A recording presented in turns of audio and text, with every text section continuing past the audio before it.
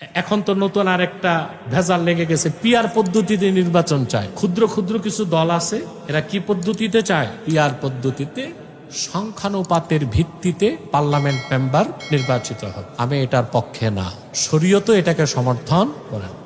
আপনি যাকে নেতা বানাবেন তাকে চিনতে হবে, কথা বলেন।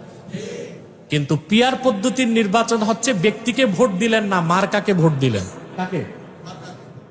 তারপরে সংখ্যানুপাতের ভিত্তিতে পার্লামেন্ট মেম্বার হবে, অর্থাৎ বাংলাদেশে যে দল 1% ভোট পাবে সে 3টা আসন পাবে সংসদে, ওটা যে 10% ভোট পাবে 30টা আসন পাবে। এটা হচ্ছে সংখ্যানুপাতের ভিত্তিতে আপনার সংসদে নির্বাচিত প্রতিনিধি পাঠানো। কিন্তু আপনি তো আপনার এমপি কে হবে তাই জানলেন না, কথা বলেন।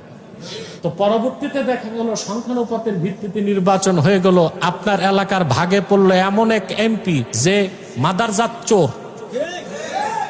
কি করবেন? বলেন কি থাকবে? আমি কিন্তু গালি দেই নাই।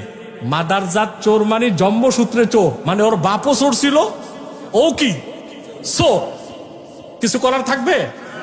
2 নাম্বার সমস্যা যেটা হবে আমি বলে দিচ্ছি, আমাদের দেশের জন্য হুমকি পিআর পদ্ধতিতে নির্বাচন। কেন?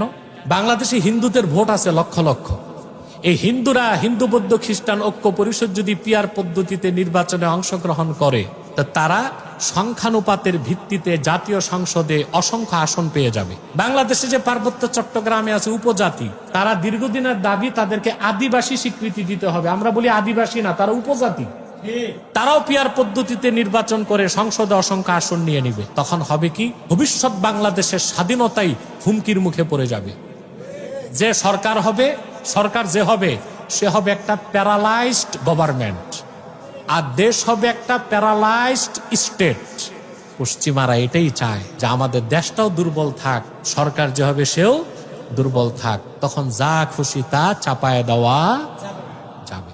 অথবা আপনাদের এখন চিন্তা করা উচিত, 2-4টা সিট আর আসনের জন্য যারা পিআর করে দেশ গরম করতেছেন, নিজেদের স্বার্থ দেখলেন, দেশের স্বার্থ দেখবেন না, এটা বড় একটা ভুল কাজ হয়ে যাবে। মোটের উপর আমি যেটা বলবো, পশ্চিমাদের কোনো আদর্শ অনুসরণ করা মুসলমানদের সুযোগ নাই। কারণ শরীয়তের বিধান হচ্ছে কাফের মুশরিক বেঈমানদের সাদৃশ্য রেখে কিছু করা যাবে না, বরং তাদের সাদৃশ্য হয় এমন কাজে বিরোধিতা করতে হবে।